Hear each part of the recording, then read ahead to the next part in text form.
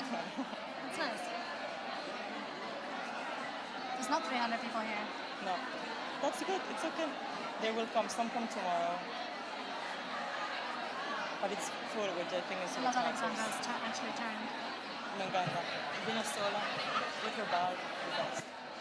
Solo me pidió que le pusiera la maleta en un sitio.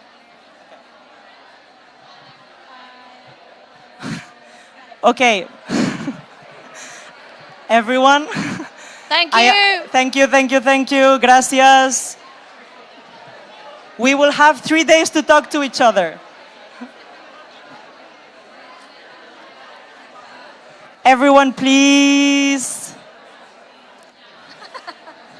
I'm going to start calling out personal names if you don't look at me. And please, Anupa, silence. Okay, I'm going to move on, and then you will hopefully follow me. Oh. Just keep going. I will keep going. So thanks for talking to each other, and I'm glad you have the interest to do so, because you will be sharing this space for the next 3 days. I also want to say before we begin, and I'm really happy to see that this room is full and that you're all here, but I do also want to say and acknowledge that there are some people who are not here today. Some of them is because they're not with us anymore in this world. Some of them couldn't come because they had to take care of someone. And other people couldn't be here because of a systemic issue, which is visa inequality. And I do want to point it out because we are in a country that restricts access to so many people when we have the chance to go to many places.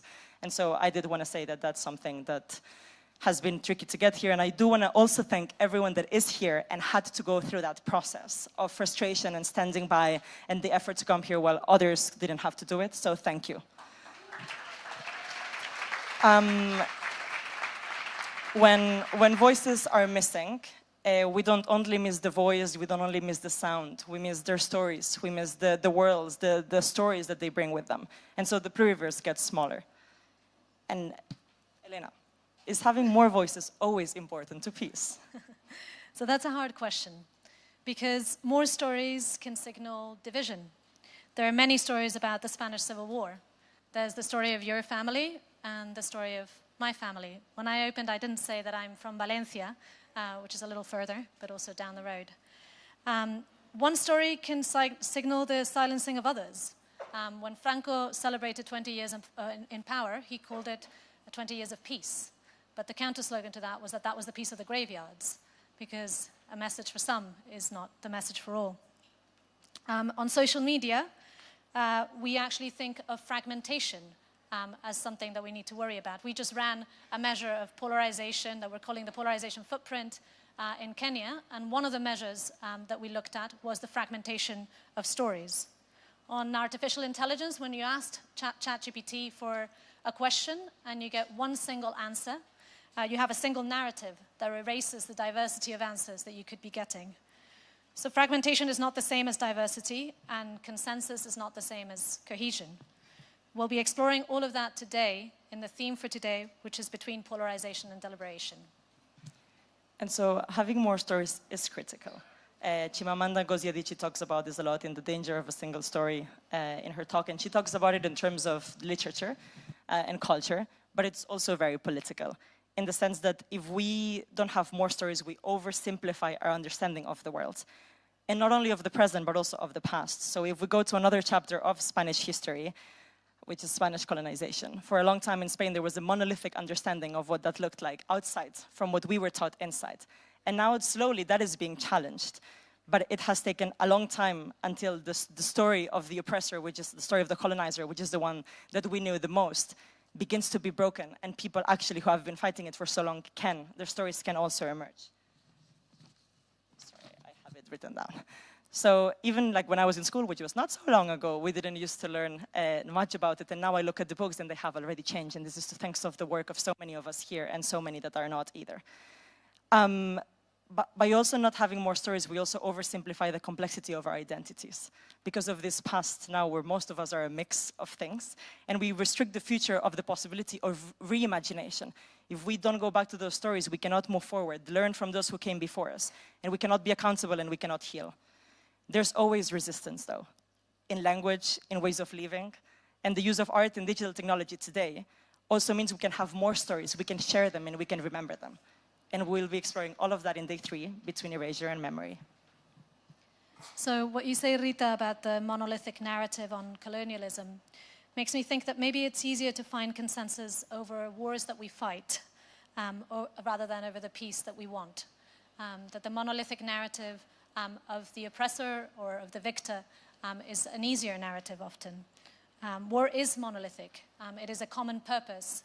James Hillman wrote a book called A Terrible Love of War, and in it he explains why people go to war.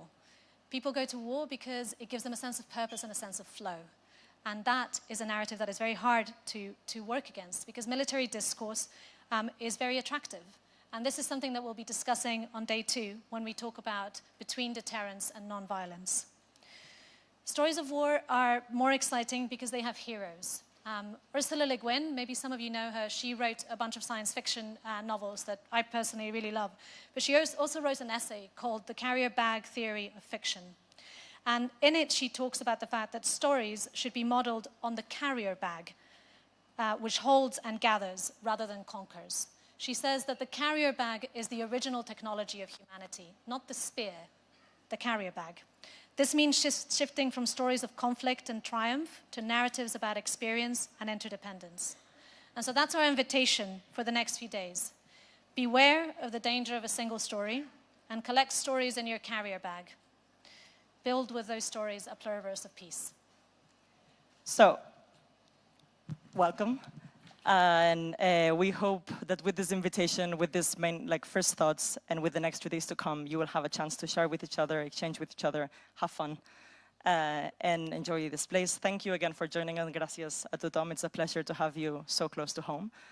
And I do want to say that this conference is only possible thanks to everyone who has worked in it, everyone who is here, but also the people that have made it possible in terms of, that have supported us from the beginning, like the municipality of Santa Coloma de Gramenet, the municipality of Barcelona, the regional government of Catalonia, Catalonia Internacional, the Tot de Peace Institute, and the Council for Technology and Social Cohesion. So also thank you to all of those that made all of us be here today.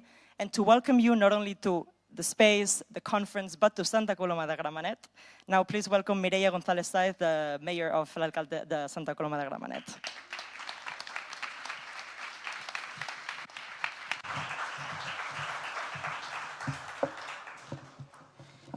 Què tal? Bon dia a tots i totes.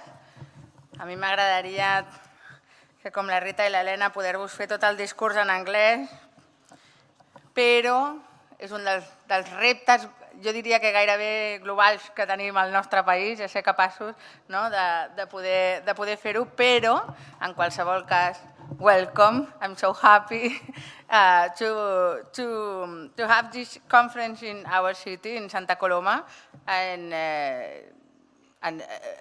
obviously so happy to you to be here.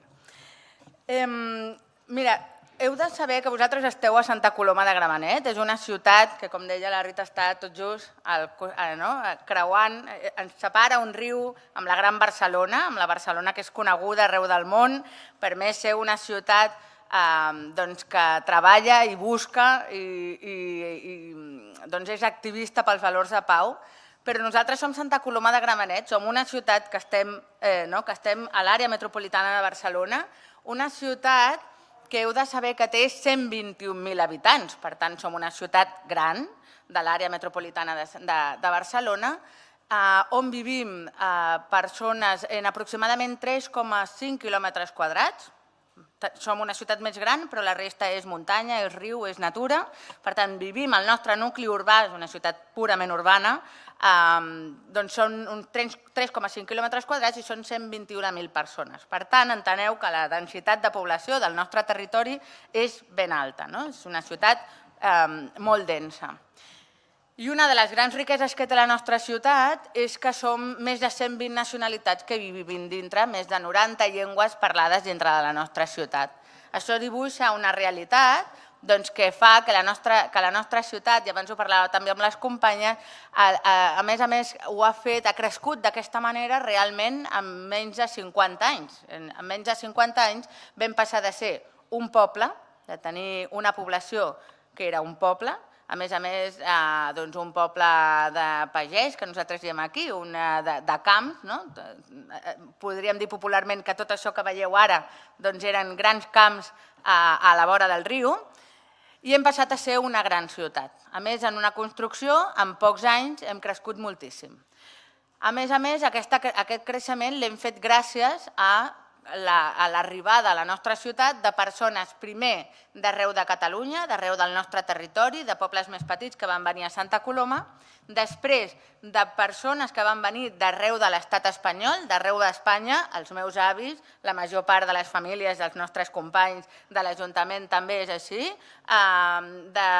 d'arreu d'Espanya van venir moltíssimes persones que venien a buscar un millor futur per ells mateixos i per les seves famílies, es van instal·lar als voltants de Barcelona, d'aquella Barcelona potencialment industrial, i posteriorment, ja cap als 2000, de totes les persones d'arreu del món que van decidir que Santa Coloma també fos casa seva i fos el seu espai també per créixer i per millorar la seva vida.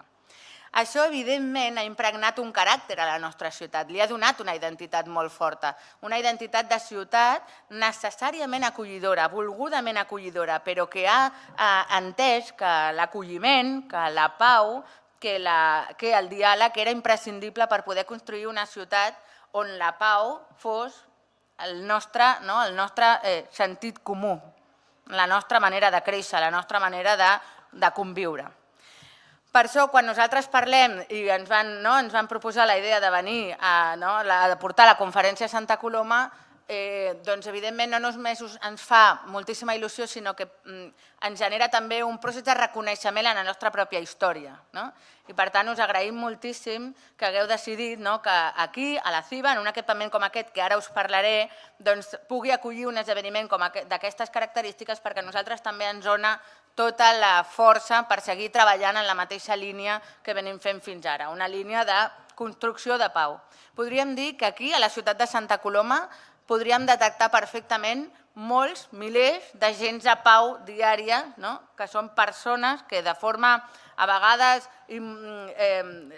no diria involuntària, no és involuntària el concepte, sinó de vegades de forma inconscient, estan aportant clarament una manera de fer ciutat que construeix en pau i que construeix des d'aquest diàleg i des d'aquesta proximitat. És veritat que les ciutats som i pretenem continuar sent un gran espai de construcció de pau.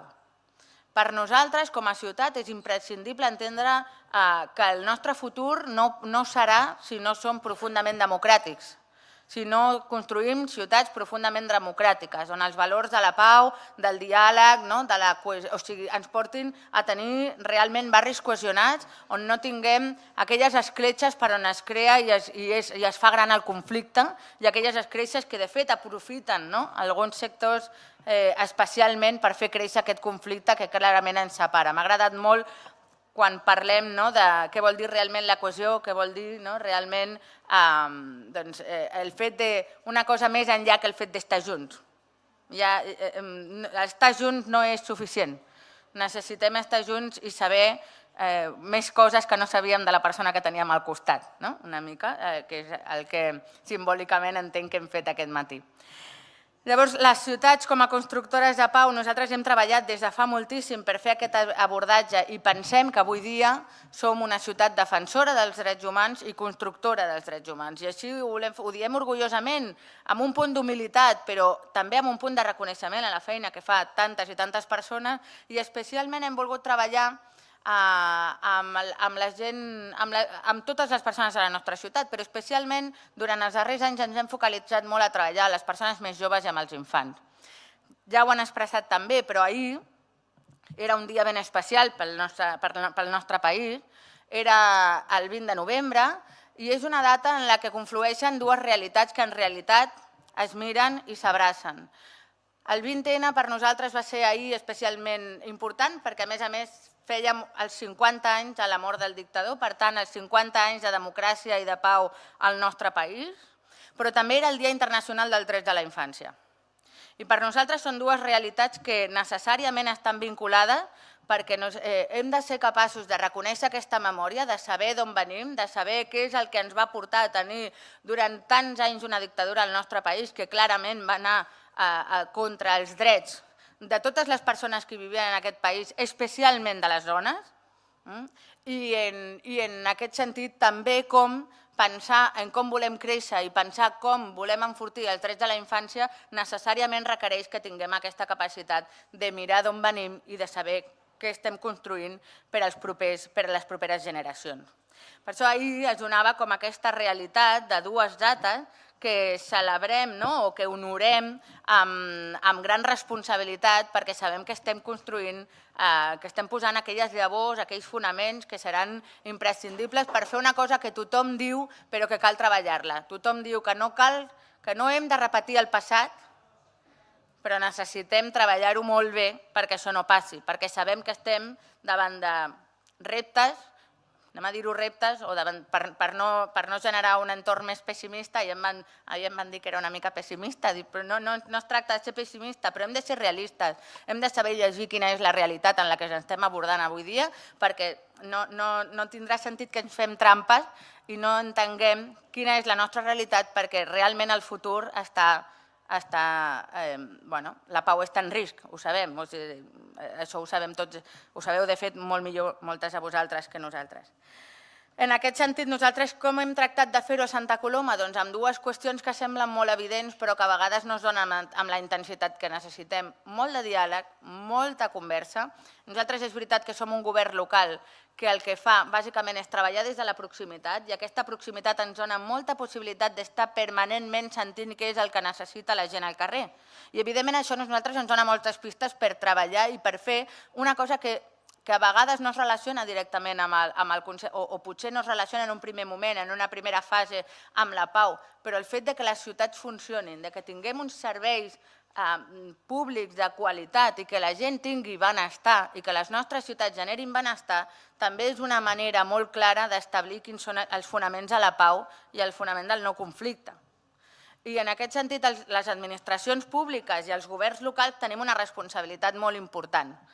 I per això, treballar des d'aquesta proximitat i tractant d'escoltar cada dia què és el que li passa a la gent, a nosaltres ens dona moltes alertes i comencem a sentir, abans que ningú, què és el que li està preocupant a la nostra ciutadania. I el que li preocupa a la nostra ciutadania és allò amb el que nosaltres hem de treballar molt expressament, especialment quan veus que preocupa a més d'una persona al llarg de més d'una setmana.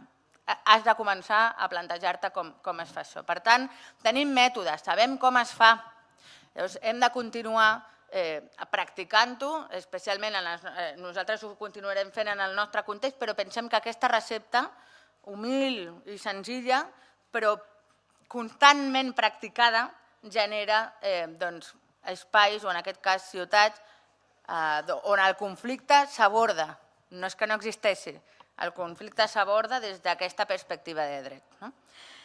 Bé, en qualsevol cas, no m'allargaré molt més, però sí que volia que, abans que sigueu conscients que no només estem a Santa Coloma, que som aquesta ciutat, sinó que a més esteu en un equipament que va néixer precisament per aquesta voluntat de ser una ciutat profundament democràtica.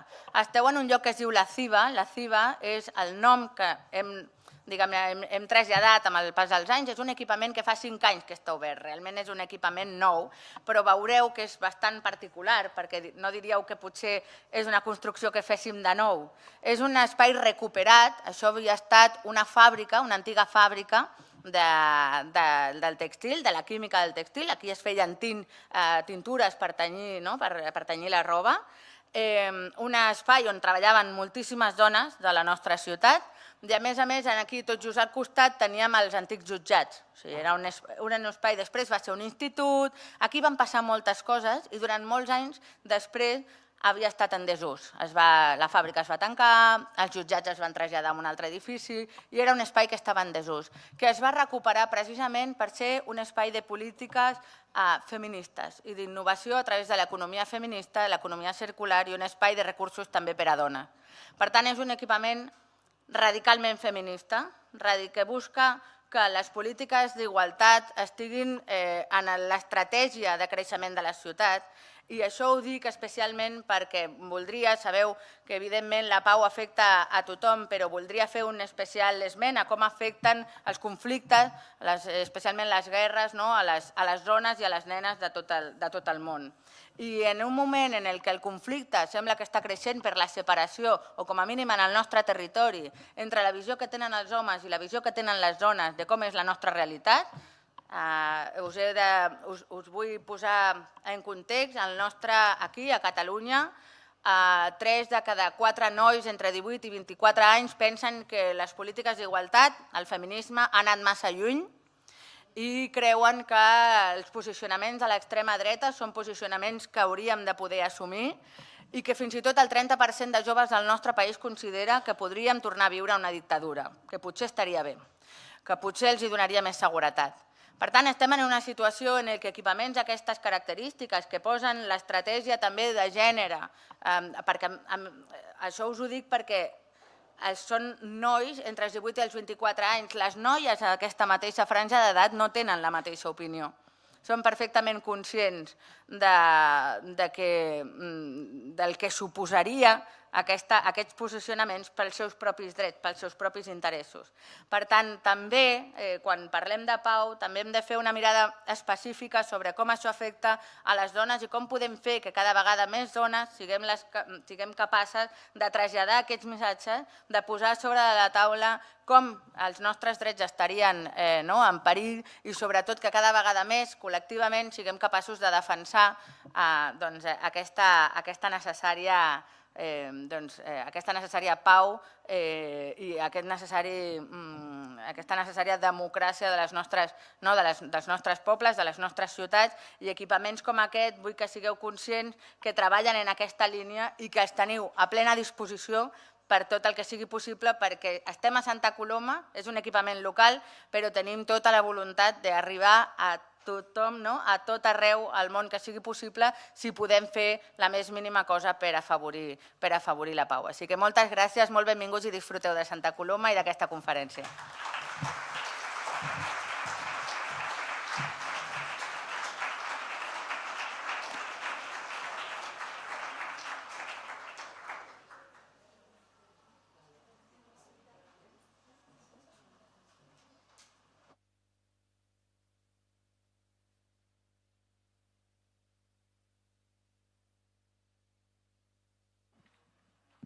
Ahora sí. Muchísimas gracias por esa intervención y sobre todo por haber vinculado todo el discurso de construcción de paz con el feminismo. Yo te lo agradezco especialmente porque me parece una conexión fundamental en este momento histórico y también siempre. Así que muchísimas gracias, por favor, y demos las gracias otra vez a toda la municipalidad y de Santa Coloma de Gramenet por habernos acogido aquí en esta ciudad y también en este equipamiento, por favor.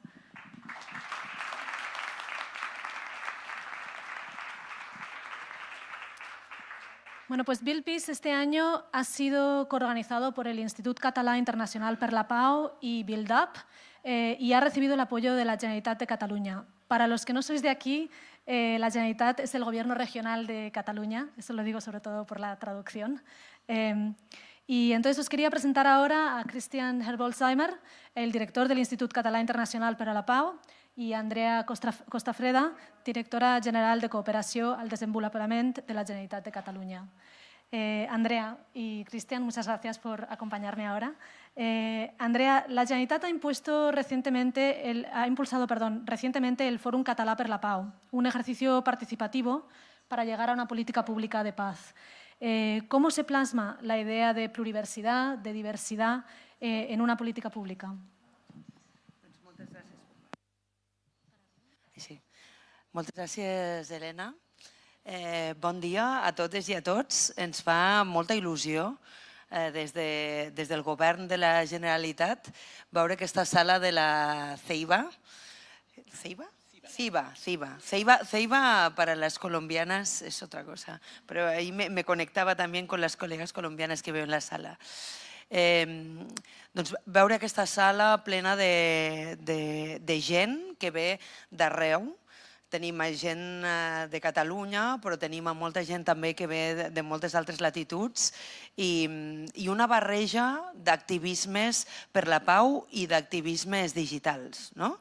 I gent molt jove també, o sigui, ens fa des de la política de cooperació que tenim un desafiament important amb intentar enganxar amb la ciutadania i anar més enllà de les estratègies habituals. Veure aquesta sala avui i sortint de Barcelona, a més, creuant el riu, com moltes de vosaltres dèieu, doncs ens fa especial il·lusió. Per donar la resposta que ens plantejava l'Helena, us dic una mica la lectura que fem des de la política de cooperació al desenvolupament i volia parlar com de 3 desafiaments i després la resposta que donem. Sense caure, com deia l'alcaldessa, sense caure en el pessimisme, però sí un exercici de realisme. Ahir estàvem commemorant els 50 anys del final de la dictadura a casa nostra. És un període que sentim, un període de canvi de règim consolidat, però si obrim una mica la mirada a què passa internacionalment, des de la política de cooperació, des dels que ens dediquem a la solidaritat internacional, veiem que hi ha una tendència molt preocupant de regressió democràtica, de retrocés, no només des d'un punt de vista institucional, i d'espai cívic i d'espai per a la societat civil, per a la llibertat d'expressió, per als drets polítics i les llibertats civils, sinó també de les narratives. De les narratives i del suport social, de la base social, d'un marc de valors que creiem que estàvem molt ben instal·lat a casa nostra i també internacionalment.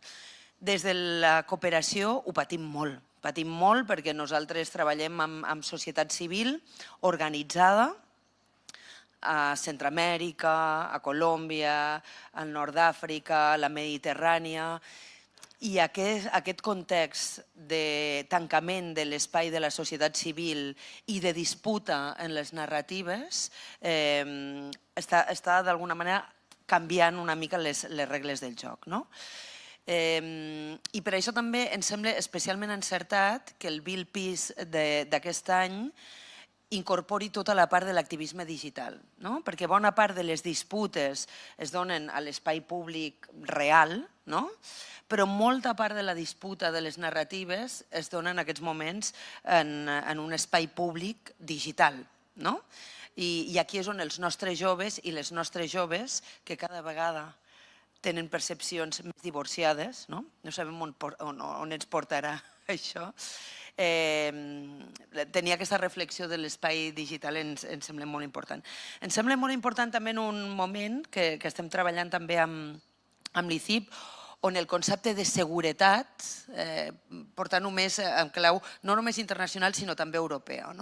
Aquesta idea d'autonomia estratègica, d'autonomia amb seguretat, aquest ressorgir una mica de l'espòs sobre la seguretat i algunes narratives específiques sobre la seguretat molt vinculades al rearmament, també d'alguna manera estan condicionant molta part de les decisions a casa nostra i també a nivell internacional i també com ens situem com a actor europeu al món i nosaltres també com a actors que formem part d'aquesta realitat europea. Per tant, una reflexió sobre les narratives de seguretat ens semblen molt importants i nosaltres estem en plena conversa sobre això. I després també ens sembla molt important perquè els que treballem amb solidaritat internacional també creiem que teníem com un pis molt ben assentat, basat en el dret internacional i en les normes internacionals, que ens donaven com una canxa de joc. on quan es vulnerava el dret internacional humanitari o el dret internacional podíem recórrer a determinades institucions internacionals o determinades normes. Doncs això també està en joc ara, no? Tot el que té a veure amb el dret internacional i el dret internacional humanitari en un moment on hi ha més conflictes oberts, en un moment de la història on tenim un increment dels conflictes oberts, de les crisis humanitàries i del nombre de desplaçats i desplaçades. Per tant, també em sembla molt pertinent fer aquesta reflexió. Però com us deia, no vull caure en el... És una lectura que ens interpel·la molt, però per una altra banda sí ens motiva molt dues coses. Una, el moviment. El moviment local, regional, internacional, està més viu que mai. El moviment feminista, molt perseguit, però molt fort, molt enxarxat internacionalment i amb molta capacitat de disputa i de contestació. El moviment per la pau, i aquest moviment per la pau que ara és mixtura, diguem, amb un activisme digital, tequi, sé que hi ha molts tequis a la sala, que tenen una capacitat d'innovació i de contestació que jo crec que ens fa més potents i més poderosos. Però a mi ara no em toca parlar del moviment, sinó que em toca parlar també de resposta des de política pública i des del govern de Catalunya dos elements importants. Una aposta per la política de cooperació feminista. Estem convençudes que des de les agendes i dels moviments feministes hi ha una capacitat de resistència i de transformació i de construcció potentíssima. Estem convençudes perquè ho hem vist. Perquè ho hem vist, ho estem veient a casa nostra, però ho hem vist a Amèrica Llatina, ho hem vist a l'Àfrica i enxarxant-nos amb aquest moviment i fent part d'això des de la política pública, creiem que és una resposta. I per una altra, la política pública de pau. Amb l'ICIP, amb el Kristian i amb moltes de les companyes que esteu avui aquí, fa prop de 3 anys ens vam engrescar en una iniciativa al voltant del Fòrum Català per la Pau que tenia dos objectius. Un, mobilitzar i donar vigor al moviment per la pau, que és molt viu a casa nostra, molt divers i està molt imbrincat amb diferents sectors, el sector acadèmic, el sector sindical, el sector de la ciutadania, a les associacions de barris i de veïns i el moviment per la pau que mira cap a fora però també cap a dins. I un altre objectiu va ser fem una política pública de pau. Vam reformar la llei de foment de la pau i vam establir que aquest país, Catalunya, s'ha de dotar d'un instrument específic, uns plans directors amb recursos i amb una arquitectura institucional per tenir una política pública de pau, que miri cap a fora i també que miri cap a dins. I en això portem un parell d'anys. Ha estat un procés, crec que hi haurà una taula on us ho explicaran millor, però ha estat un procés molt participatiu. Més de 500 persones han estat participant durant més de 3 mesos en l'elaboració o l'aixecament de propostes per un pla país de pau. S'han rebut més de 900 propostes amb sessions autogestionades, sessions deliberatives, i ara tenim el gran repte de convertir això en un document de política pública apropiat pel govern i que sigui capaç de tenir impactes en el curt i en el mig termini.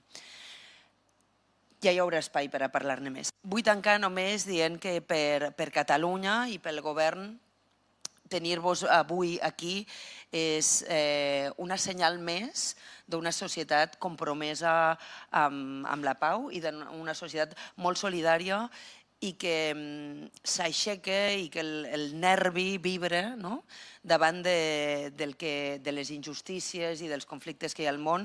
És una societat i són les ciutats que han vist partir a la flotilla cap a Palestina, cap a Gaza.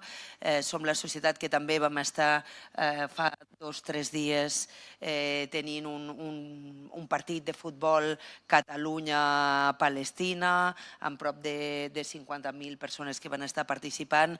Per tant, crec que té tot el sentit que estigueu avui aquí i us desitjo moltíssims èxits amb els 3 dies de conferència que teniu per endavant. Merci.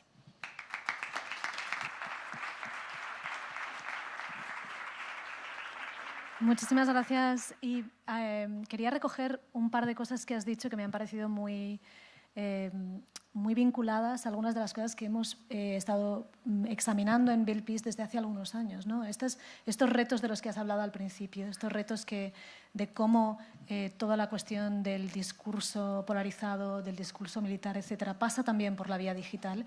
Es algo que cuando cofundamos Build Up hace 10 años empezamos a examinar y que ha ido creciendo, ¿no? Que esta preocupación ha ido creciendo y ahora es una preocupación que comparte mucha gente. Y una de las cosas que a mí me da mucha esperanza es que en esta sala, aparte de haber activistas de paz y gente muy tequi, como decías tú, también hay mucha gente que entiende que el activismo de paz tiene que pasar ahora por la regulación de la tecnología. Y la regulación de la tecnología para que estas cuestiones no sigan pasando. Y bueno, quería recoger también, has hablado un poco de la crisis del derecho internacional, ¿no? Y Kristian, te quería pasar a ti una pregunta en torno a esto, en cierta medida, ¿no? Porque en los encuentros en los que he estado yo este año, de mediación, de construcción de paz, se ha comentado que la mediación está en crisis. Por Gaza, por Ucrania, por Sudán, por los cambios geopolíticos y la entrada de nuevos actores en los procesos de mediación. Entonces, dentro de este contexto, ¿cómo se posiciona el ISIP y Catalunya desde el sur de Europa, en el Mediterráneo, en este espacio cambiante de mediación? Molt bé. Gràcies, Helena, per la pregunta. Em sumo a l'alegria de donar la benvinguda a aquesta sessió i amb la sala ben plena i passo a respondre a la teva pregunta potser amb 3 reflexions. La primera, presentar l'ISIP també, pels que no ens coneixeu.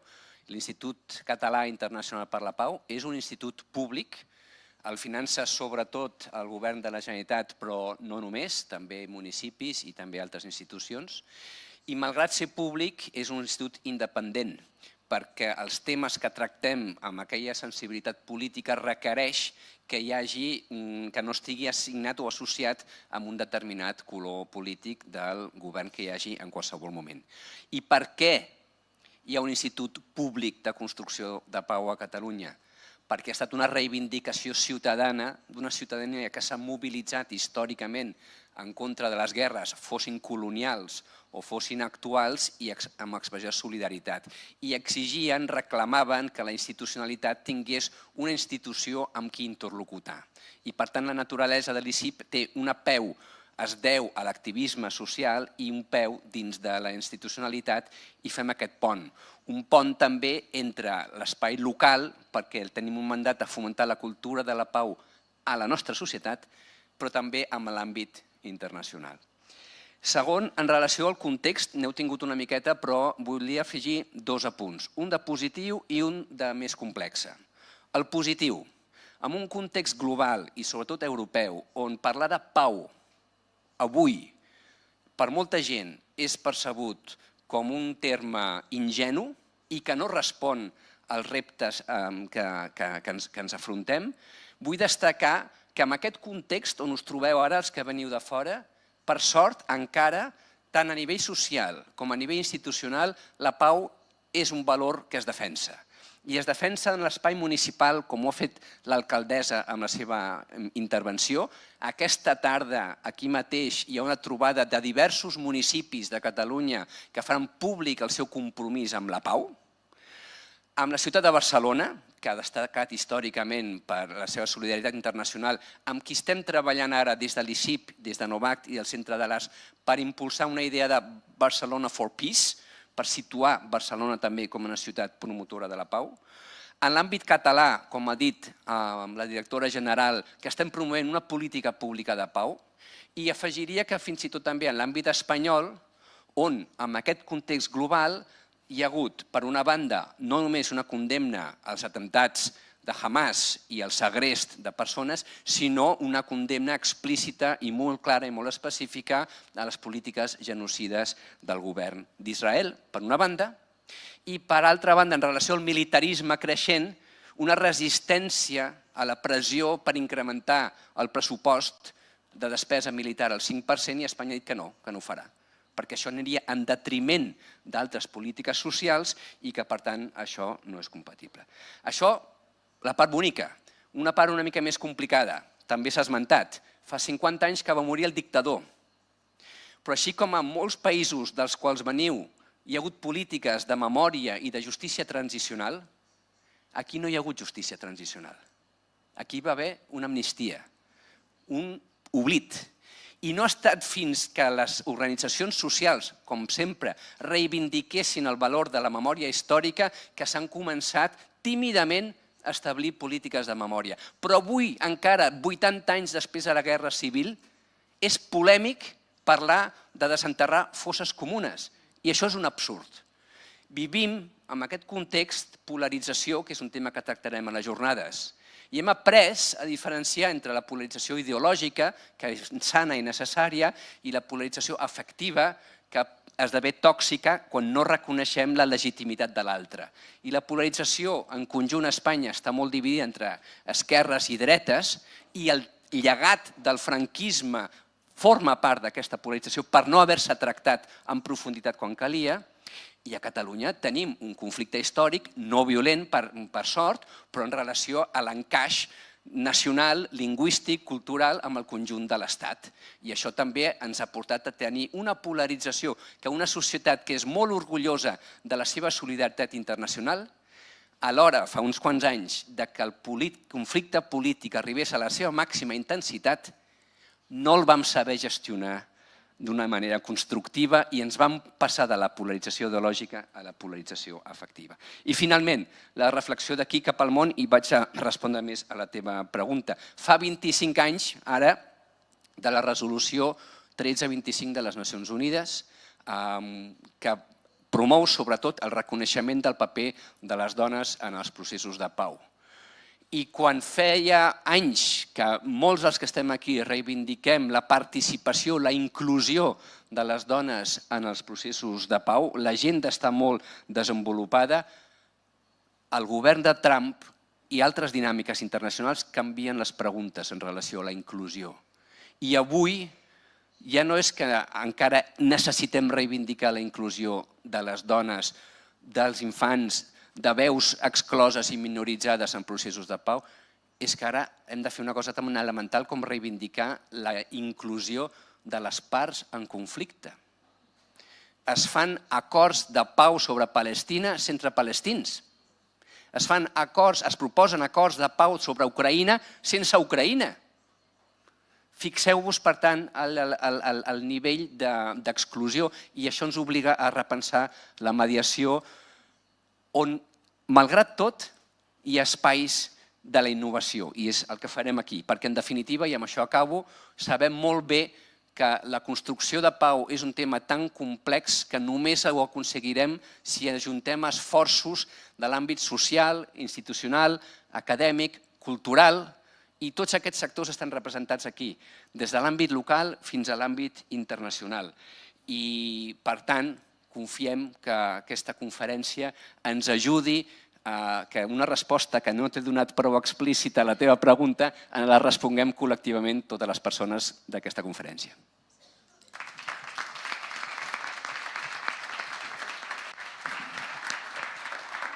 Muchísimas gracias, Kristian, también por situarnos en este arco tan complejo, ¿no?, de lo que es la construcción de paz aquí y también hacia el exterior, que creo que nos posiciona muy bien para el resto de esta conferencia. Quería comentar solamente que además de la colaboración en torno a Build Peace, al evento, también hemos colaborado entre Build Up y el ISIP para producir una edición de Por la Paz, que es la revista que tenéis en las bolsas, Peace in Progress en inglés, y esta edición habla concretamente de la paz en la era digital. Es una colaboración entre todo el conocimiento de construcción de paz y el conocimiento también de lo que tiene que ver con la paz digital que viene de Build Up. Así que muchas gracias también por esa colaboración y gracias a los dos por haber traído Build Peace a Cataluña. Muchas gracias.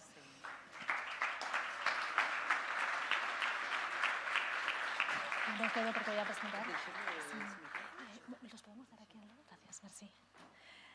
I'm going to switch back to English and give the translators a second to switch that over. Okay. as we move into today's theme on deliberation and polarization, I am delighted to introduce Alexandra Geese to deliver keynote remarks. Alexandra has served as a member of the European Parliament since 2019. She's the digital expert of the Greens and EFA Group and a co-founder of the Eurostack initiative, and a leading advocate for digital sovereignty. As a key negotiator of the Digital Services Act, she has shaped the legislation that strengthens Europe's ability to set its own rules for digital platforms and online spaces. So from understanding building peace to understanding all of these digital issues we're also going to be discussing, please join me in welcoming Alexandra Geese. Thank you.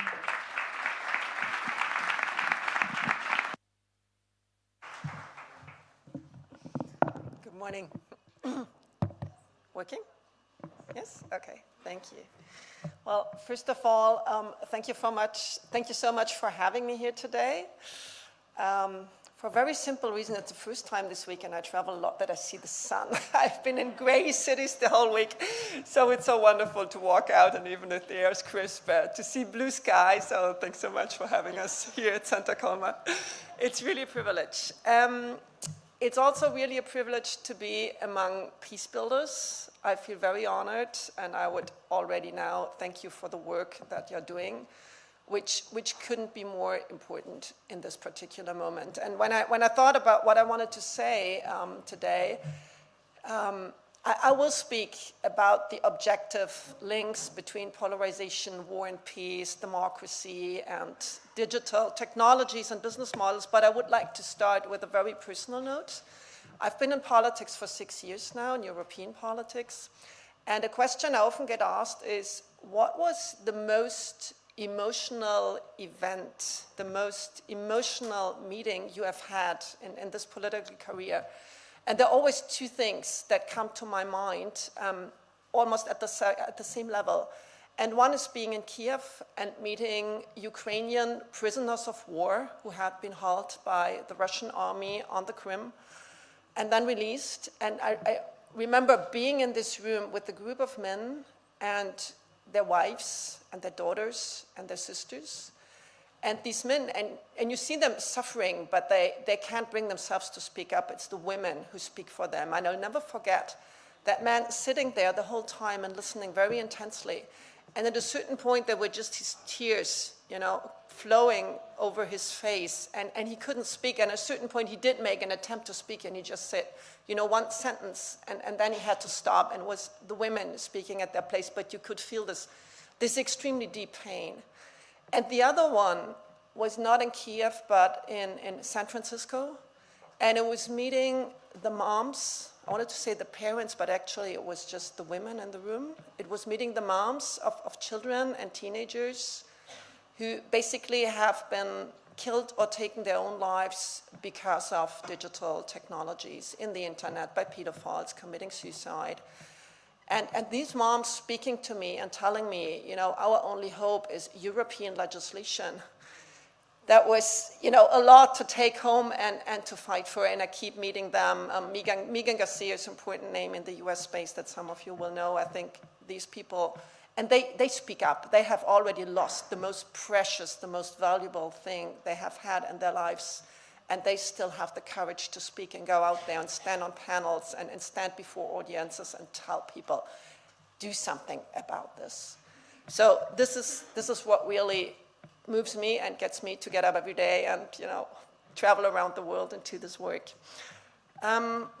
So what is the link between war and democracy and peace and polarization, all this? It's pretty simple. I mean, democracies, usually real democracies, statistically don't attack each other as much as dictatorship or authoritarian regimes do. There's some famous exceptions that spring to our minds, but statistically there's a very clear link between having a democratic society and having peace. And there is an authoritarian turn taking place globally. And it started basically in 2011. You start seeing that the number of democracies globally declines and the number of autocracy increases. And I was at the conference 22 with the leader of the VDAM Institute that some might be familiar with, that studies democracies and governments around the world. It's based in Sweden. And Staffan Lundberg said very clearly at this conference, when I asked him, why is this so? You know, what is what all these places globally, very different countries, have in common? And it's not socioeconomics, it's not services that work, which are absolutely important. It's not individual choices of political leaders. He said it's toxic polarization, which is short for hate and lies. And that happens in the internet space. It happens in the digital space. It's not just people getting at each other's throats. It's the digital space. It's the big internet, the big digital companies, it's big tech, deciding to reward content that focuses on hate, that focuses on violence, that focuses in dehumanizing people, and rewards that content with reach, with visibility, and with money. You know, it's a business model. And that is the first factor. It's called engagement-based ranking. Which content really reaches people, the one that creates engagement. Engagement in the internet means clicking on stuff, putting emojis on it, putting content, sharing it with your friends and with your network. And that sounds nice, but we know from the Facebook whistleblower Frances Hogan, for a like, you get 1 point in that ranking, and for an angry emoji, you get 5 points. So the angrier you get, the more that content gets disseminated to people. And that's one of the very basic things that is wrong with the digital business model. It rewards hate and violence. Because this is what we interact with, because this is human instinct. You know, when we get attacked, we react. And this is exactly what happens. We get attacked, we feel attacked, we get content that really makes us angry, that's really outrageous, we attack. We counterattack, we do something about it. And this is what then the big tech companies tell us, oh, this is what people choose. But if I walk in the street and I get attacked by somebody, I get mocked, I defend myself, but that's not my choice. So the first thing to do is to give people real choices back as to what they want to see. Then there's the second factor that is coming in very strongly right now, and that's being measured particularly on X and on TikTok, where it's a little bit easier to measure, and that is a direct manipulation of the algorithm favoring extremist actors in the political space. This is where we have the studies. I'm sure it's true for other things as well, but in the political space especially. So there's a bunch of studies now. I know the ones for Germany, for Poland. There was a great study that came out by Sky News for the UK 10 days ago, how Elon Musk is boosting the British right. Look it up. It's easy. It's well done.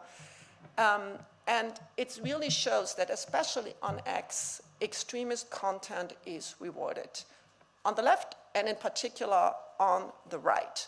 So if you are a political party or political candidate in the moderate conservative, and in particular in the progressive space, this is where it gets worse, the moderate progressive space, you are invisible in the internet, whatever you do. It's not about how good your content is. The fact that it's not hateful, the fact that it's not violent, the fact that you're not dehumanizing people makes you invisible. And that's a political choice by tech billionaires that we need to call out and we need to defend ourselves against. Thank you.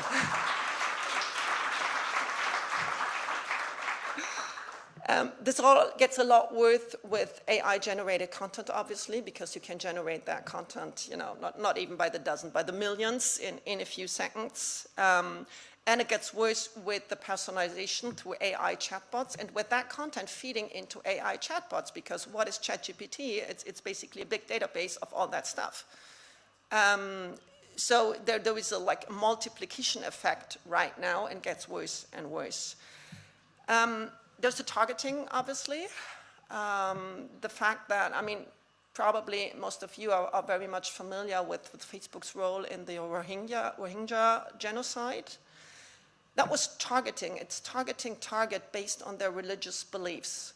And we made that illegal in the European Union. This is illegal now since 2022. So you can't do it directly anymore, but you know, Meta tells you, you tell me what you want to do and we figure it out. So specifically on political targeting, we had another regulation coming up for political content, political advertising, so paid for content, not organic content. And it came into force the 10th of October this year. And what did Facebook do? What did Meta do? They say, well, we're not going to do political advertising in the European Union anymore. And a lot of civil society organizations wrote to me and called me, say, you know, we can't reach our people anymore because we can't put content out anymore, which is not completely true, but and so we called Facebook in the committee in the European Parliament, called Meta, and to explain what are you doing? And they said, well, you know, if we can't target, if our clients can target their targets anymore based on this very personal data, we just don't want to do it anymore. We don't want transparency. We want our clients to be able to target people based on their religious belief. Because what did they do in the US campaign? You know, an Elon Musk funded PAC targeted Muslim people saying Kamala Harris is pro-Israel, she has a Jewish husband, and pretending to be the Kamala Harris campaign. And then they did the same thing, targeting Jewish voters, pretending that Kamala Harris was pro-Palestine and pro-Hamas and whatever, with the aim of suppressing voters. You know, and I stood up in committee, I mean, haven't you learned from the Rohingya genocide, where you did the same thing, and you still want to do it? So these are the people we are dealing with. And what does that mean? That there is no space anymore for middle ground. There's no space for compromise. And this is what we need in democracies. We need to be able to keep talking to each other.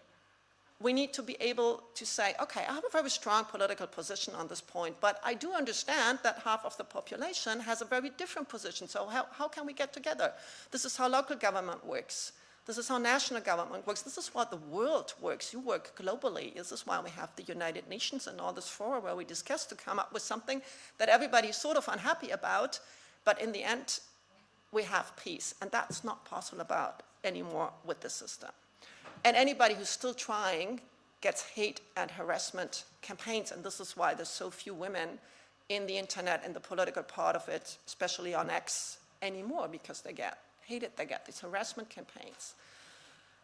So what to do about this? This is all very depressing, but you know, as the mayor said, it's not about being a pessimist, it's about being a realist, because if you don't look the reality into the face, there's nothing you can do about it.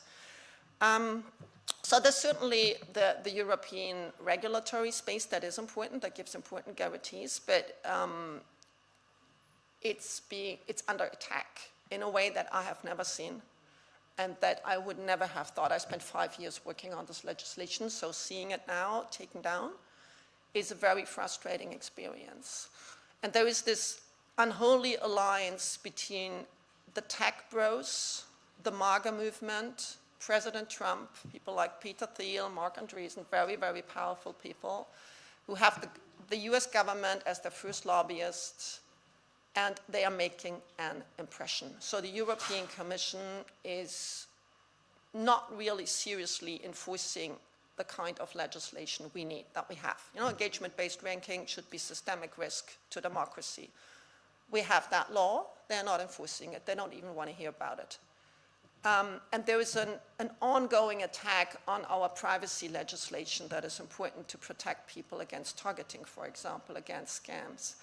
So I think we need to keep working on this to show which are the avenues. But right now, in this moment, the political space is extremely difficult because really the European Commission and many national governments who should know better are captured by these tech companies and are listening to the US government, a little bit in admiration and a lot in fear. So this climate of fear among the high spheres of European politics is really concerning.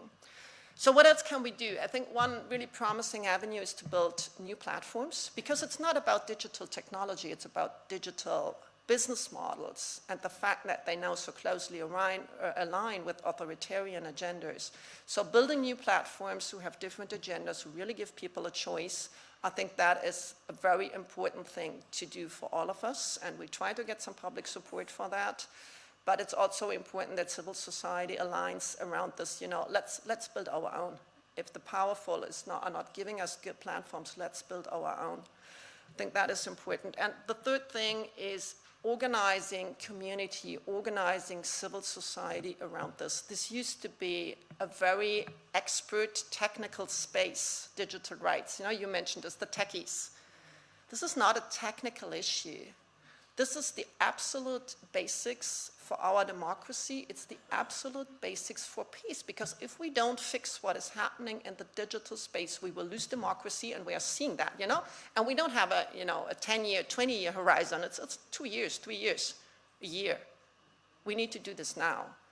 And if you look at, you know, if I go out, if I speak in the high political and economic space, it's like, yeah, but there's nothing you can do, and these companies have won, and let's just adapt and work with them. If I go out to normal voters and I talk to normal people, all the parents who are concerned about their kids, all the women who are concerned about the harassment say, well, I used to love Facebook, and now I can't go there anymore and talk to my aunt because I got all these people hating me. What's going on? People hate that kind of polarization, not being able to talk to their neighbors anymore. Not to be able to talk about politics in the workplace. And there's a broad majority to bring this down and to go to a better system. We just need to find words to say this is not about technology, this is not expert knowledge. This is your basic knowledge. You know what you want for your life. Just come up and say it, and let's organize around it. And this is what we need to do. The climate organizations. You know, why is climate policy failing? Because of the climate disinformation, very systematically being sent out there and reaching people. This is why we don't have a global consensus anymore. The feminist movement already mentioned women's rights as so much under attack right now, and we're already feeling it. You know, last mandate, it was sort of, you know, I get digital space, it's a lot of men, so I got invited to these panels, all men on the panel. I said, you know, I'm not going there if you don't get a second woman. And they were, oh, yeah, you're right, I'm sorry. And 2 hours later, there was a second woman on the panel. And now it's just obvious that there are 100 men in the room, and nobody cares. It's normal again. And that's just, you know, it's just the tip of the iceberg. It's just the anecdote. But we know that the underlying attack on women's rights is so bad. So let's tell everybody, you need to have not only your own agenda, your own topic, be climate, be women's rights, be peace, be it, you know, all the important causes that we all share. But this is cross-cutting, and it's the basis for everything else. So let's organize everybody around this and build a really, really broad platform of society. Make this a big political topic. This is not why people choose their party, why they go out to vote, but it's something they bring on top into the political agenda in a way that government and politicians can't ignore this anymore, and then we can win this battle. Thank you so much.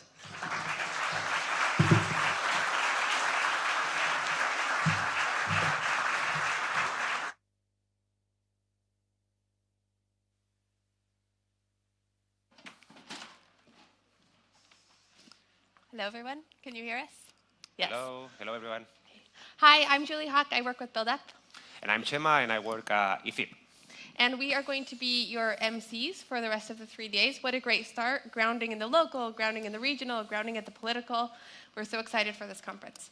We have a few housekeeping tasks and announcements that we want to cover now. And then we're going to have a panel, and then we're going to have a break, and then we'll come back here for a short talk. So it's a little bit about what's happening, and we'll share more. But first, some announcements. You may have seen on the WhatsApp group, but there is an evening reception dance party that you will have to RSVP to if you would like to attend. So don't forget to do that. Very important, we have a WhatsApp community to stay connected, and if we have news to share, please join the WhatsApp community. If you don't know how to do it, ask to one of the people with the yellow lanyards, because we can teach you how you do it, or you can just check with your new friends, and they will help you to get inside the WhatsApp community. Yes. In addition to lanyard colors, yellow are organizers. Anyone who has a red lanyard does not want their photograph taken, so please don't. And if you accidentally do capture in a group or something, just don't share without removing that person. We have people with blue lanyards. These people are the focal points for safety. Are you in the room, the people with the blue ones? If you can, maybe they are around just working. But if you have any problem, we have one here, for example. If you have any problem, anything related to safety, please check with them. We always have, at the same time, support with incidents, and there's also an anonymous form you can use in the community agreements, and you can find them online. As you saw this morning, all the plenary sessions are multilingual, and so you will want a translation device. Please, you can keep it during kind of coffee breaks, but at lunch you should return it. And then the workshops happen in the language that they are listed in the program in, so those are not interpreted live. We also have a prayer meditation room in the first floor. It's all like with signs. It's really easy to find. Just going upstairs.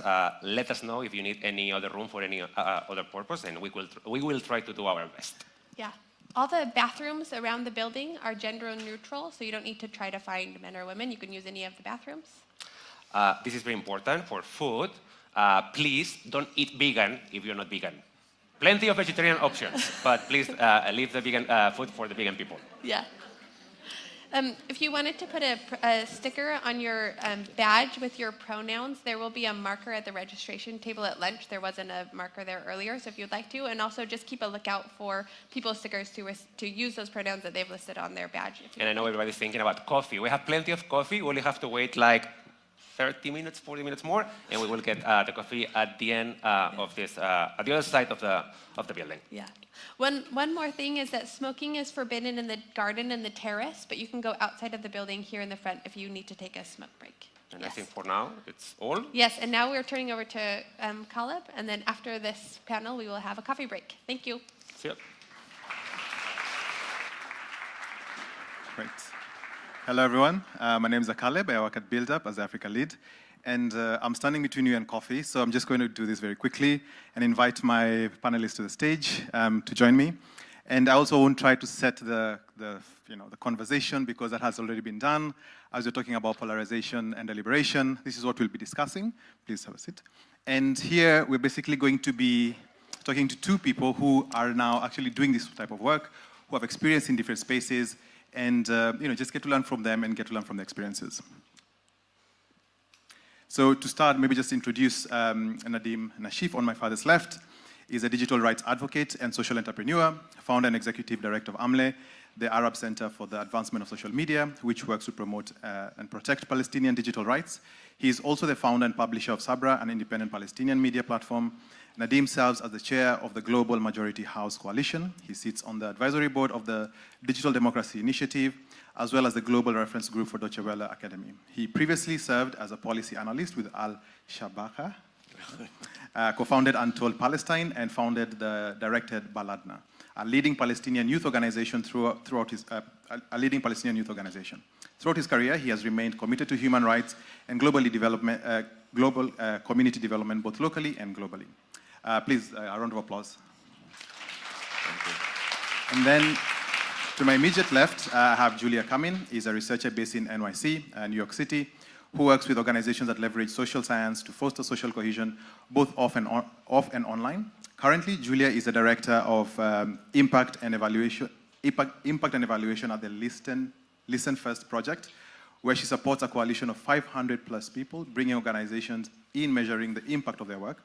She is also the managing director of Pro-Social Design Network, where we'll hear about it some more, a nonprofit that promotes healthy online spaces by connecting research to practice around evidence-based pro-social design solutions. Thank you very much. A round of applause. Great. So maybe to kick off, I'm going to start with you, Nadim. And I think a lot has been said about the space of polarization, the link between social media platforms and polarization, and how we're seeing that becoming even worse. So from your work, as you're working in AMLE, which is basically focusing on promoting digital rights for Palestinians, can you just give us your experience of what you've seen as the impact of social media in polarization or in the Palestinian people in the last 3 years?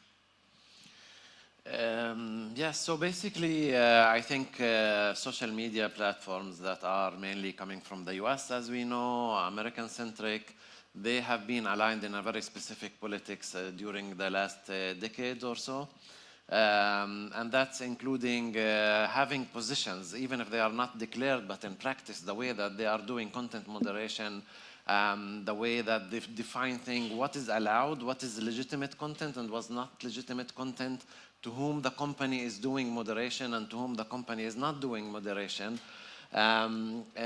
This is very politics, all right? This is not only the technical aspect of it, of how the product is designed, of how the social media is designed. It's also about decisions and definitions that the company take. And the company have took a decision not to be with the Palestinian side, to discriminate the Palestinian side in a very clear way. This comes also on the background that the US companies, the social media companies also have seen not only the Palestinians, but the Arabic language, the Arab countries, the Muslim countries in a very suspicious way.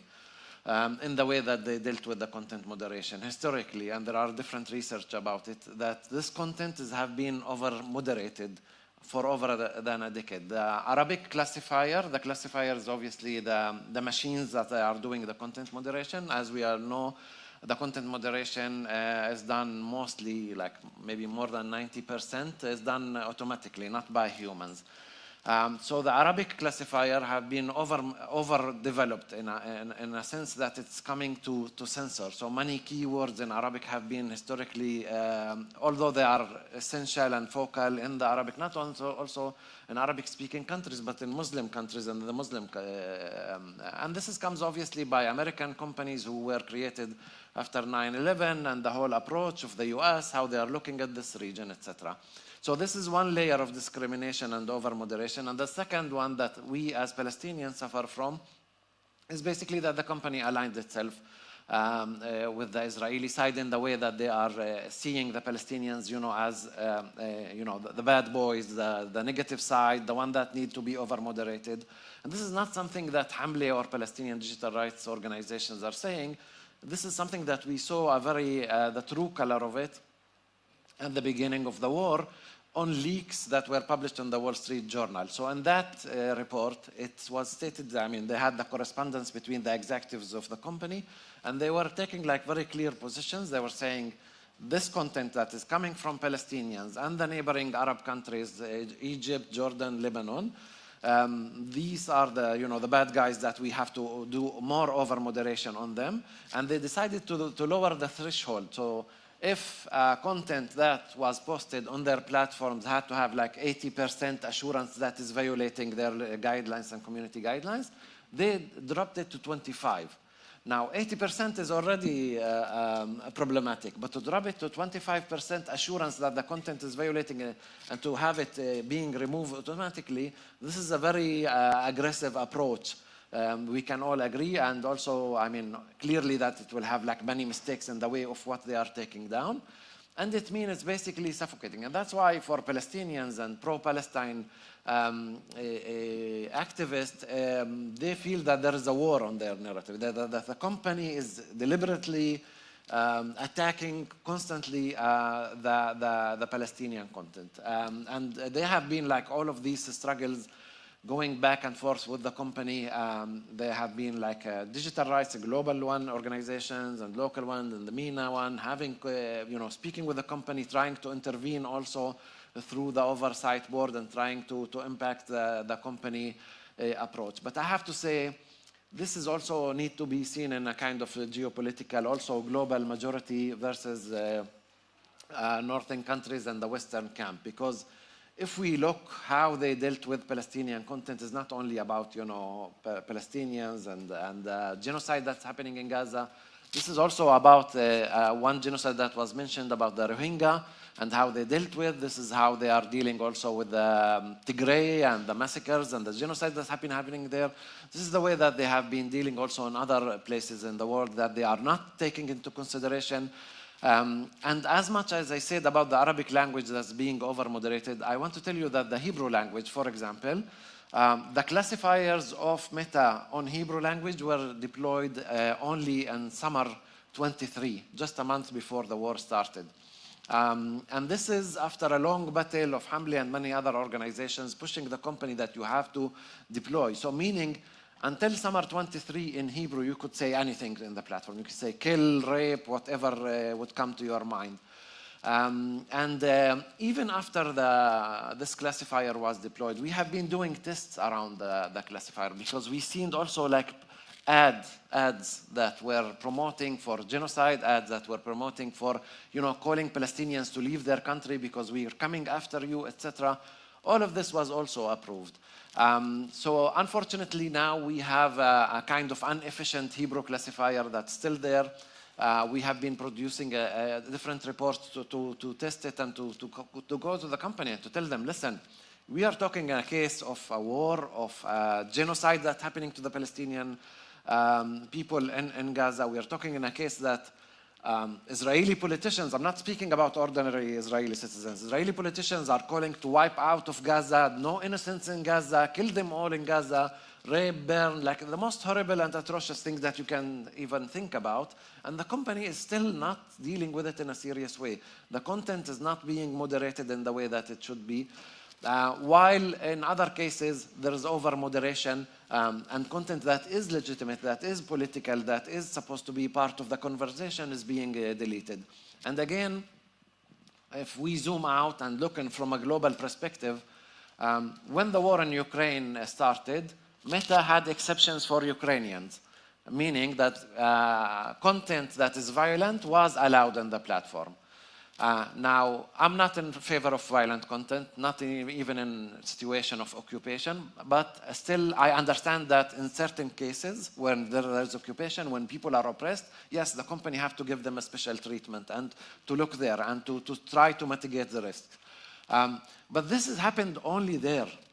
When it comes to Palestinians, it's the other way around. The exceptions are going to the aggressor, the exceptions are going to the occupier and to the other places. And looking again globally what's happening to the Rohingya, looking at Kashmir, in Tigray and other places, the company is understanding and positioning itself only when it happened to the Western camp. We understand and we change the policy. When it happened to the global majority, we don't care. We don't care about their lives. This is the message that is coming from Meta. I'm talking about Meta, but obviously it's very similar to the other social media platforms who are based in the US. No, thank you so much, Nadim. And I think there's also a tension between what we see these tech companies do in other contexts. For instance, in Kenya, they've come in and they say, we want to help you moderate. But here, it's a question of, no, you're over-moderating. So it's like on one side, they're pushing for moderation. And then in the context that you've shared, it's like, yeah, we are going to over-moderate and silence some voices. So, and we'll get back to that in a second and just talk about like what some of the things that you guys are doing. But you mentioned these tech companies are based in other parts of the world, mostly the US. So Julia, I just want to turn to you and just perhaps in the same breath, what are you seeing as the impact of social media in the US context? Thank you, Caleb. And just want to say what an honor it is to be here and be part of this conversation. So you know that I'm a social scientist. I might not have told you I wrote my dissertation on polarization in social media, so apologies if I wonk out on everyone. But interestingly, if you talk to social scientists, American political scientists, and they look at the impact of social media and polarization, the evidence is mixed. There's this famous 200-page Google document where that aggregates research. Some research says, yes, it is, social media is influencing, it is increasing polarization. Some says, actually, the evidence isn't there. I think that the trends are pretty clear, and Alexandra said a lot of it already, what social media does is it polarizes not always in the way that people say it does. So it doesn't actually create echo chambers, which is a common theme that we talk about. It actually breaks our echo chambers, but not in the way that we want it to. So we're exposed to diverse views, but they're not thoughtful, reasoned views. They're usually views of the extremists or people who just, they hold their views so strongly and passionately, they express them in ways that engenders more anger and fear. Alexandra said, yeah, you think about social media, it's about hate and lies. But I want to also point out that yes, the metas and the industry participates in kind of pushing up this kind of hateful content because it's very engaging, it feeds their engagement algorithms. but there's also human nature at play. There's a lot of evidence that we, as humans, most of us, and even the best of us, at times, we are more likely to forward something that has moral outrage in it than not. And then moral outrage, of course, is really highly correlated with the kind of misinformation that gets moved around. I don't know how much evidence we have, but I think it's pretty clear that misinformation farms that try to divide, they know human psychology, and they know moral outrage is what's going to have information diffuse more broadly. But I think if we talk about the past 3 years, I think past 3 years have been different, but not that different. We still see these general trends of how social media works and how, again, it perpetuates or it moves, it spreads moral outrage, it spreads misinformation. And while, yes, there have been some worsening trends, I mean, through ownership, in the US, through a different administration, there's a lot more tolerance on many platforms for hate speech. But at the same time, and of course AI is probably, I think it was mentioned earlier, is just going to make it much easier to kind of produce the misinformation that flows. But at the same time, we should acknowledge that there are some platforms that are trying to make things better. I see Ravi's here. The Neely Index has shown that it's not universal. Some platforms are making positive, moving in the positive direction and trying to create more social, not create more social cohesion, at least reduce the kind of worse toxic engagement that we see. Great, and I think just listening to both experiences, you hear first like this approach in the US, which is like platforms are moving in a positive direction, but then you get to Palestine, you feel like, okay, no, they're not really moving in a positive direction, actually an active player in the conflict by moderating or over-moderating or under-moderating some of the content that you're seeing. And just to be clear, some platforms are moving, not the majority, yes, just to be clear. And I guess the point here we're trying to make is how the geopolitics, as Nadeem said, plays out even when we think about online harm, when we think about polarization. It's not just standard for everyone, that some countries will experience it based on just the actor or the tech companies playing a different role in the conflict, as opposed to standing out as an observer and saying, how can we help moderate the space so that you guys are, either living in a peaceful context. But so I'll move still back to you, Julia, and just I know in your work you focus on advocating for pro-social design that can address some of these challenges that we're experiencing in different parts of the world. And before we even get into how that happens, can you first tell everybody in the room what you mean by pro-social design, and what is that? Okay, thank you. Yeah, so even though I'm with the Pro-Social Design Network, I would need to say up front, we don't own the phrase pro-social design. If you ask a dozen people what pro-social design is, they'll have a dozen answers. But just as a working definition, we say pro-social design is a set of features, design elements in a digital space that foster healthier engagement and interactions, and that also build a base of safety, well-being, and dignity for the users. So that's just kind of a working definition, but really, the fundamentals are a couple of principles. And one, and you'll hear many in this space say this, design matters and is not neutral.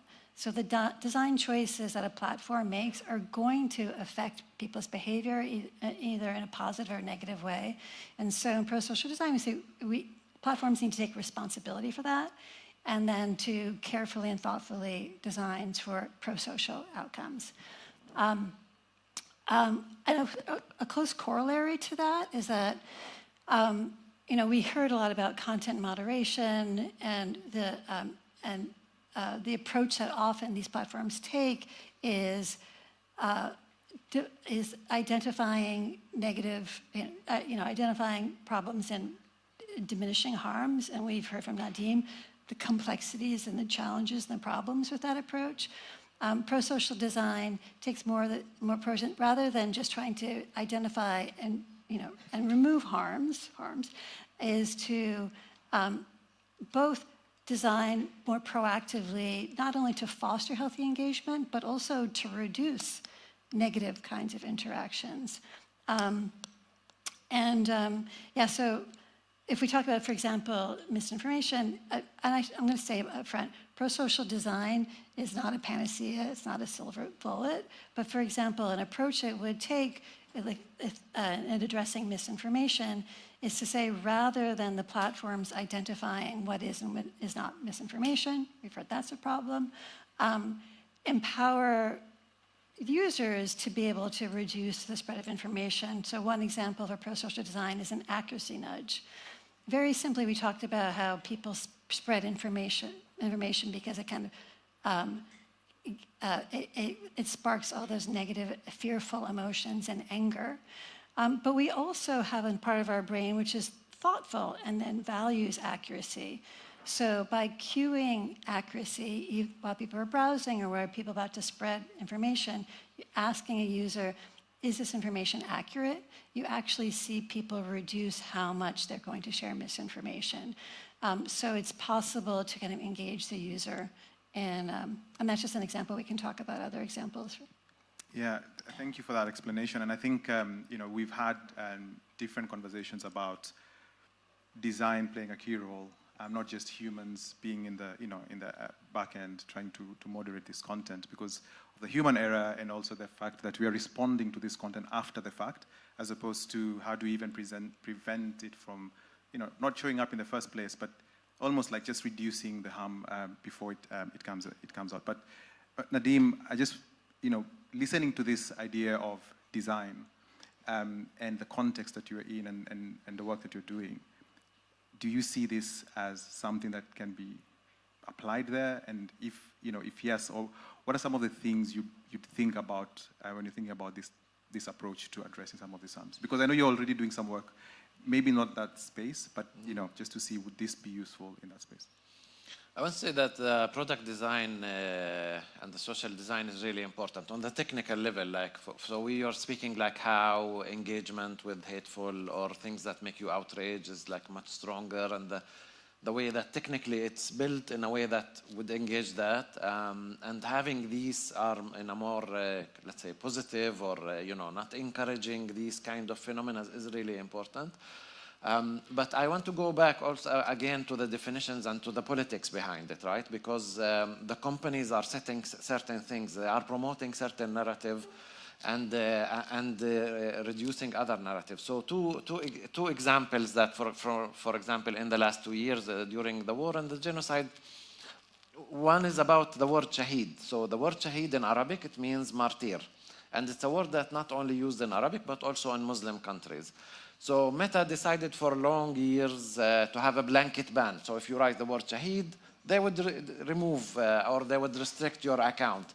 And there is a whole discussion, like a global one, like why are you doing so? So they were saying the word shaheed it's kind of praising violence. Like when you put it, you're praising violence. Obviously, this is a very Islamophobic approach. And lots of people were criticizing the company. This is not the way it is. It is used by 2 billion people across the globe. Everybody, like in different countries, it have different meanings and in different constellations. And yes, maybe in a very few contexts it would be praising violence, but in the vast majority it's not. And you have to have a nuanced policy. So this is one example. The other example is for many European countries, unfortunately, adopted IRA definition. And IRA definition are the new definition of anti-Semitism. So anti-Semitism, as we know, it is hatred against Jews, and this is something that obviously should not be on any social media platform. We should fight it. We all agree on that. But then the state of Israel, the government of Israel, promoted a new definition of that, saying that also if you are against the state of Israel, against the government of Israel, and against Zionism, then you are also anti-Semite, which is obviously, it's just conflating for political purpose. Unfortunately, sometimes the platforms also adopt this definition, and unfortunately also some European governments adopt this definition. Now, obviously, for Palestinians who are under occupation, under apartheid regime, under genocide, criticizing the state of Israel and the government of Israel actions would mean that your content would be taken. So also, again, this is a kind of very much around political definitions, orientation, how the companies are seeing themselves, etc. I want to say another issue around the importance of like it's one narrative, more than one narrative, facts, alternative reality we're living in. So during the war, there was this campaigns and kind of battle around narratives. Is there starvation in Gaza? Are people dying from the lack of food or not? So the Israeli government was promoting and stating there's no starvation. They have enough calories to live. And then the Palestinians and others were saying people are starving, like children are literally dying from the lack of food. And then if we this is like the importance of the social design and having disinformation and misinformation, even if it's coming from governments, that there is facts, there are facts. We also need to acknowledge that. We understand that we need the diversity, but there are facts and facts should be stated. And when there are sites that are promoting disinformation, this also should be treated by the platforms. Yeah, and I think I think, just to echo what you're saying and just to try and see this question of sometimes the design itself might be, trying to address all these harms that you're seeing, but also you bring in this aspect of there's a political element within the platforms themselves that sometimes override some of these design solutions and they choose based on a particular orientation. But I want us to switch gears a bit and talk about deliberation, because we've been thinking about polarization and we've been looking at all the harms that exist on social media. And my question, again, linking it to design, every time we think about deliberation, we are very careful about the design because we don't want to almost replicate the harms we are seeing on social media.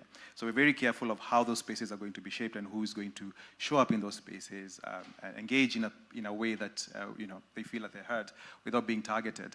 And again, going back to you, Nadim, and I'm just curious, in the work that you've been doing in Palestine, have you been able to create some of these spaces? Have you seen some of these spaces where people are able to have these conversations, almost as an alternative from the harms that we're seeing on social media?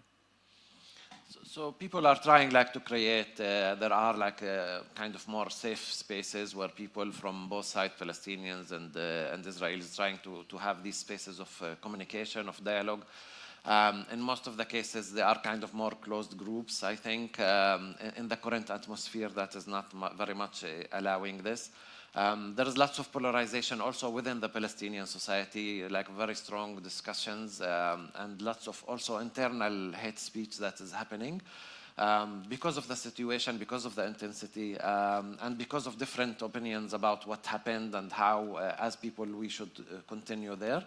I think people are also trying to find other spaces that are maybe a bit more designed in a way that they are more friendly. This has been also a whole discussion, how we deal with the companies and how, in a way, we hold them accountable about what they are doing, how we can find spaces that are more ethical for us, not only for Palestinians, but generally, how they are dealing with our privacy, with our data, etc. In an era, because we are living in an era that the companies dropped any kind of mask that they had before, the Trump era, that they do care about human rights, that they have a progressive policies, etc. We also saw the change with Meta, for example, with Mark Zuckerberg declaring that he would actually adopt the policies of Elon Musk and X in the way that they're doing content moderation, that they will allow more hatred, etc. We also see the companies stating clearly that they are weaponizing AI. Right? So Google for many years said that they will not be part of weaponizing AI. They will work with the governments only on the civic part of it. And they have been actively now weaponizing AI and supporting efforts of war, including the Israeli army. So it's a different era. And I think we do need to make choices to move to more ethical platforms. If we have WhatsApp and we have Signal, to move to Signal. And there are many other choices that we can make also as users, because we have to hold them accountable. We have to have alternatives. Thank you so much. And maybe the question is, in these spaces that we're seeing on social media, even with pro-social design, do you see those holding and creating some of those spaces if they're implemented, or are we better off just, when you're moving to deliberation, create other spaces where we can have those conversations? Yeah, so I would say both. So pro-social design, we try to support both technologists who are creating new, healthier, inherently pro-social spaces, as well as working with folks in the platforms. So these platforms are either a lot, the profit motive results and politics results in a lot of bad stuff, but there are also people in these organizations that are trying to make them healthier.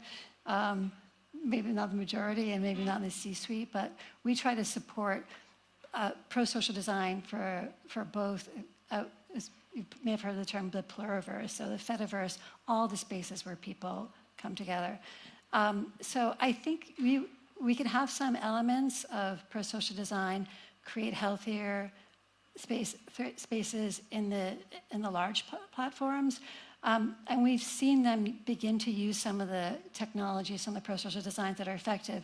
Very simply, when people are engaged in a heating discussion, if they're saying something that might be borderline against the policies or might be otherwise just offensive or harmful, just a small, hey, do you really actually want to post that? Maybe you want to reword it. It seems like it may be harmful.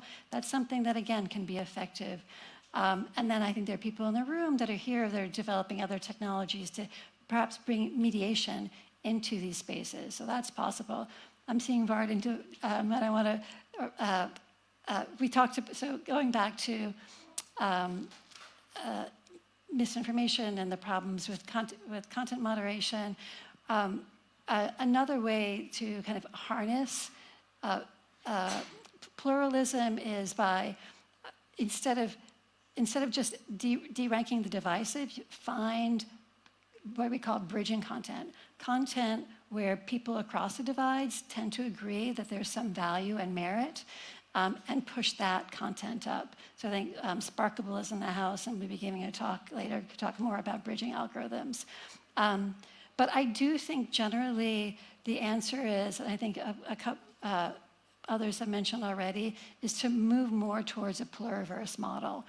And as many people have said today, and many others say, it's not reasonable for us to think that there is a one-size-fits-all policy across all platforms for people. So the more we're creating smaller spaces that can be more culturally sensitive to language, and also we find that smaller spaces are more likely to reinforce and support healthy norms of discussion.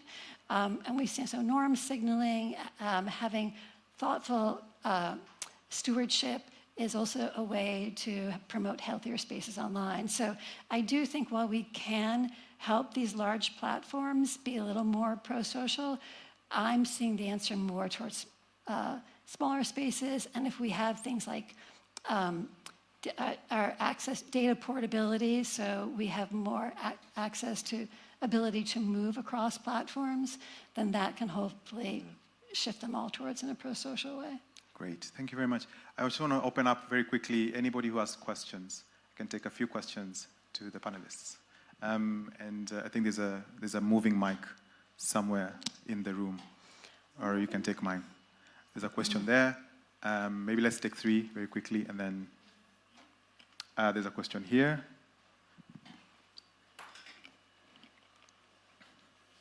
Maybe, yeah, Lena, raise your hand at the back, and then one here, and then one more. Okay, and then one at the front.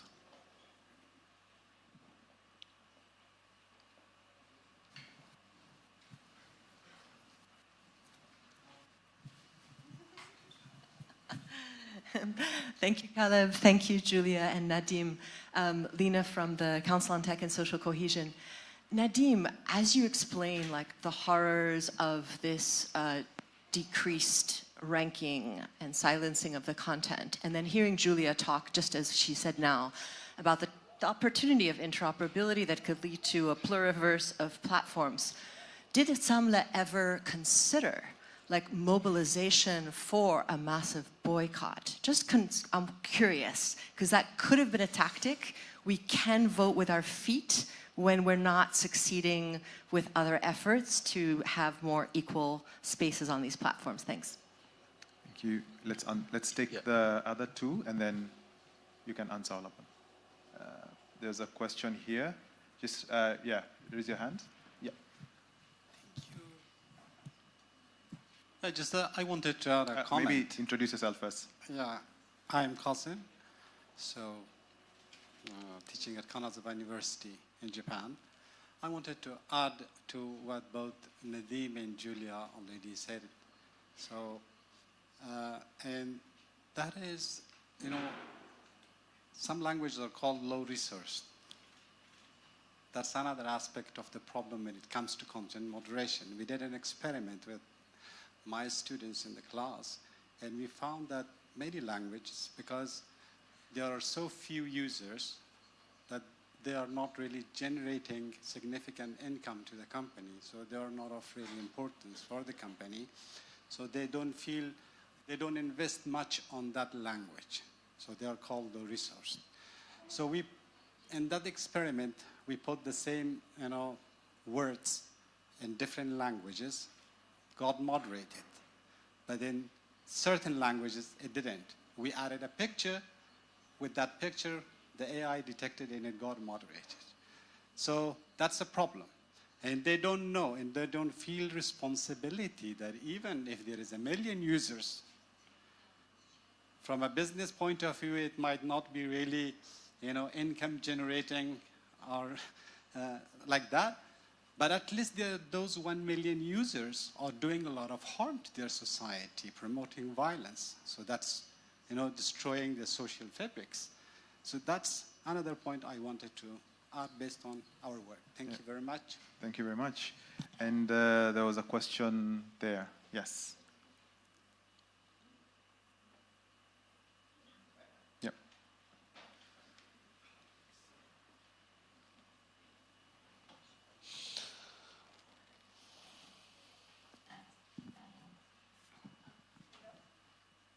Yeah, just turn it on.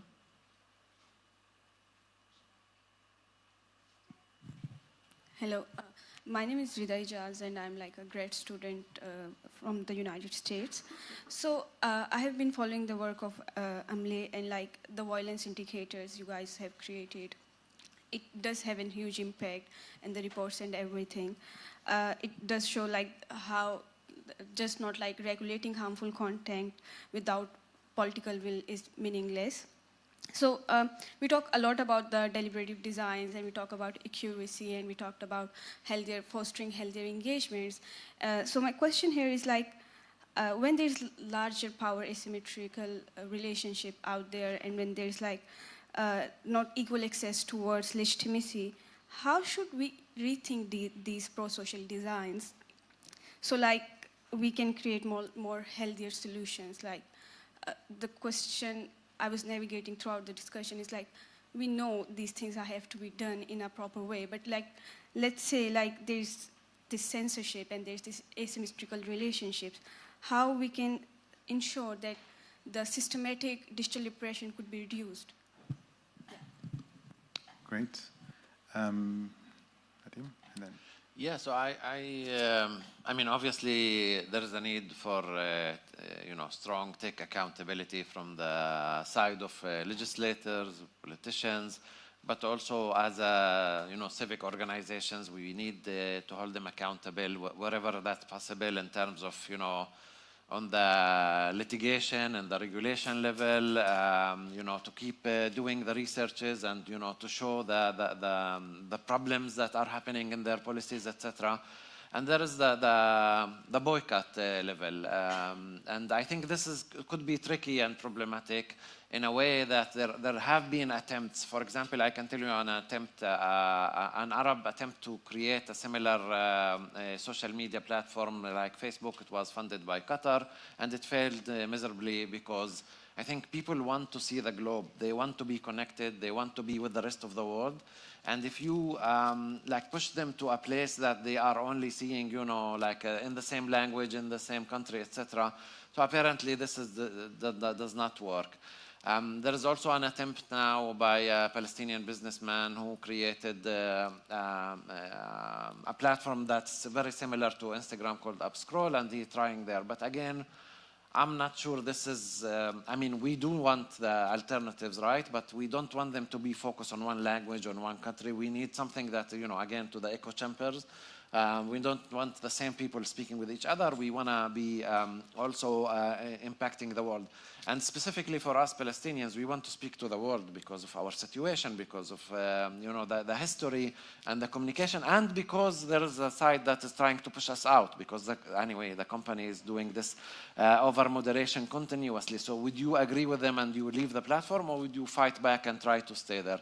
Now, it's a dilemma, and there are lots of people who are speaking in different approaches, but I know that there are campaigns for boycott. There have been also, like, you know, declaring days by activists that in that day we will not.